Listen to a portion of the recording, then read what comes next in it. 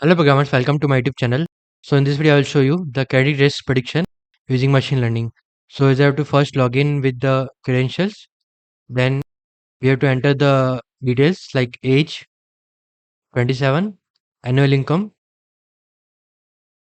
home ownership, own, employment length in years 5 year, loan intent, medical, loan grade A, the loan amount, interest rate,